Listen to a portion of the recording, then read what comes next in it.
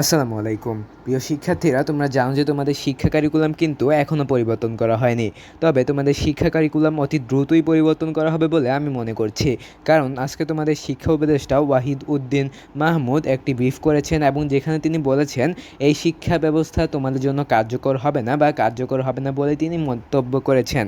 আজকে চলো আমরা সেই মন্তব্য বা সেই ব্রিফটি নিয়ে একটি প্রতিবেদন দেখে আসি। এখানে আমরা কালের কণ্ঠের একটি প্রতিবেদন দেখতে পাচ্ছি, যেখানে তারা শিরোনাম করেছে নতুন শিক্ষাক্রম কার্যকর নিয়ে যা জানালেন শিক্ষা উপদেষ্টা। শুধুমাত্র কালের কণ্ঠই নয়, বিভিন্ন ধরনের ওয়েবসাইট এবং সংবাদ মাধ্যমে কিন্তু এই খবরটি প্রচার করেছে। যেমন সময় টিভি, যমুনা টিভি এবং বিভিন্ন ধরনের ওয়েবসাইট যেমন প্রথম আলো কিন্তু এই ধরনের খবর প্রচার করেছে। আমরা চলো এই খবরটি দেখে আসি। সেখানে তারা বলেছে নতুন শিক্ষাক্রমকে কার্যকর করা সম্ভব বলে মনে করছেন না শিক্ষা উপদেষ্টা ওয়াহিদ উদ্দিন মাহমুদ।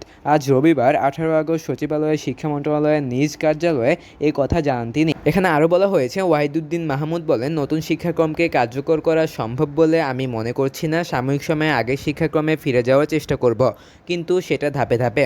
ওয়াহিদুদ্দিন মাহমুদ এখানে বলেছেন যে নতুন শিক্ষাক্রমকে তিনি কার্যকর করা সম্ভব বলে মনে করছেন না। সাময়িক সময়ে তিনি আগের শিক্ষা কারিকুলামে ফিরে যাওয়ার চেষ্টা করবেন, কিন্তু সেটা ধাপে ধাপে তিনি ফিরে যাওয়ার চেষ্টা করবেন। এখানে আরও বলা হয়েছে, যাতে করে শিক্ষার্থীরা কোনোভাবে বিপাকে না পড়ে সেদিকে নজর রাখব। তাদের আমরা অস্বস্তিতে পড়তে দেব না। আমি বলছি না যে শিক্ষাক্রম এখনই বাতিল করে দেব, বরং পরিমার্জন করা হবে।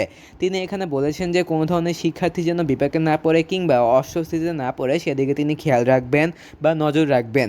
কিন্তু তিনি এখানে আরও বলেছেন যে শিক্ষাক্রম কিন্তু এখনই বাতিল করে দেওয়া হবে না, বরং এটাকে পরিমার্জন করা হবে।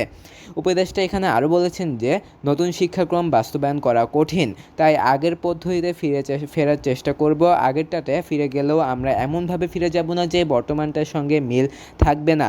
আগেরটায় ফিরে গেলে তারা যা পড়ে ফেলেছে তার সঙ্গে মিল রাখতে হবে, সেজন্য অতি দ্রুত কিছু কাজ করতে হবে।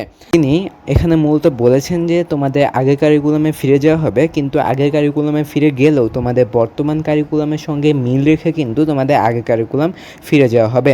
সেখানে তিনি বলেছেন যে অতি দ্রুত কিছু কাজ করতে হবে যেন তোমাদের কোনো ধরনের পড়াশোনায় ব্যাঘাত না ঘটে। এই ছিল মূলত তোমাদের আগের কারিকুলামের ফিরে যাওয়ার বিষয়ে তোমাদের শিক্ষা উপদেষ্টা যা বলেছেন তা।